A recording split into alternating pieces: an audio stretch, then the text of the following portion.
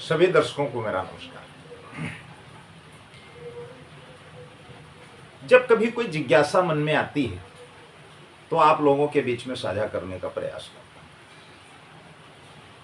हो सकता है कि जो हमारे बहुत सारे साथी हैं या जो हमारे दर्शक हैं उनको बात अच्छी न लगे, और सारी बातें अगर सभी के अनुकूल हैं तो इसका मतलब आपकी स्पष्टता में कोई कमी है। क्योंकि जो बात स्पष्ट और निष्पक्ष कही जाएगी वो सबके अनुकूल हो, ऐसा कैसे हो सकता। देखिए, ज्योतिष के माध्यम से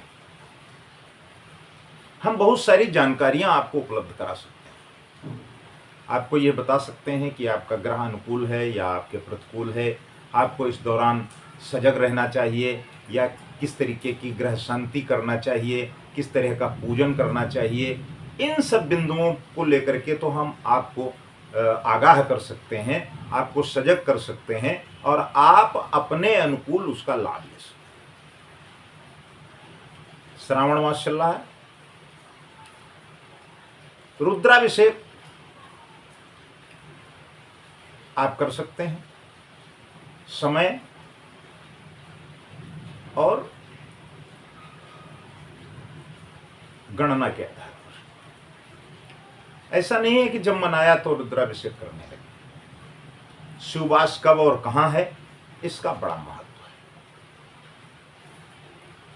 रुद्राष्टाध्यायी के माध्यम से जो रुद्राभिषेक होते हैं, निश्चित रूप से आपके जीवन में उसका लाभ आपको प्राप्त होता है, ये बिल्कुल तय है। इस पर किसी भी प्रकार का कोई संशय नहीं। लेकिन और जो विभिन्न माध्यमों से लोग ये कह रहे हैं कि हम ऑनलाइन आपका रुद्राभिषेक करा देंगे, ये ऑनलाइन और ऑफलाइन ये हमारे ज्योतिष में इसका कोई स्थान नहीं। ना हमारे सनातन धर्म में इस तरीके का कोई स्थान है कि ऑनलाइन और ऑफलाइन हम कोई पूजन करें और उससे हमारा कल्याण हो जाएगा। यह केवल आपके मन की शांति का एक साधन तो हो सकता है, लेकिन आपका इससे कोई भी भला होने वाला नहीं।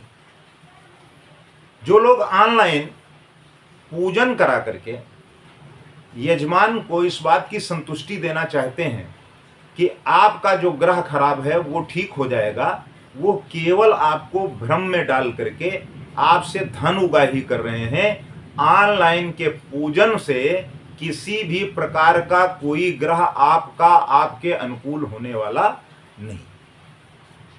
बहुत स्पष्ट इस बात को आप समझ लीजिए। दूसरी एक बात और आपको बता दूं, क्या किसी को ऑनलाइन भोजन का दर्शन करा दिया जाए और उसकी भूख मिट जाएगी? ऐसा संभव है? ऐसा तो होना नहीं। तो दो तीन बातों का तो ध्यान हमको रखना ही पड़ेगा। अगर हम अपने कर्मों को शास्त्रोक्त नहीं कर रहे हैं, वेदोक्त नहीं कर रहे हैं, परिवार के अनुकूल नहीं है, विषमता और दुराव और विवाद की स्थिति पैदा है, तो आप निश्चित रूप से जान लीजिए, ना ऑनलाइन ना ऑफलाइन आपका कहीं कोई कल्याण होने वाला नहीं है। और जो लोग ये आपको लिख करके भेजते हैं सोशल मीडिया के माध्यम से कि हम आपके जीवन में कायाकल्प कर देंगे, तो वो पहले अपने जीवन में कायाकल्प कर लें। आपके जीवन में कायाकल्प वो कैसे कर पाएंगे?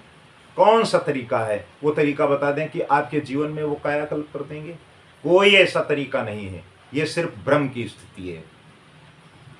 जो लोग एक बेलपत्र का टोटका बता करके और करोड़ों रुपए की संपत्ति अर्जित करके बैठे हुए हैं, क्या आप समझते हैं कि लोगों को सालों हो गया है पूजन करते हुए, सालों हो गया है?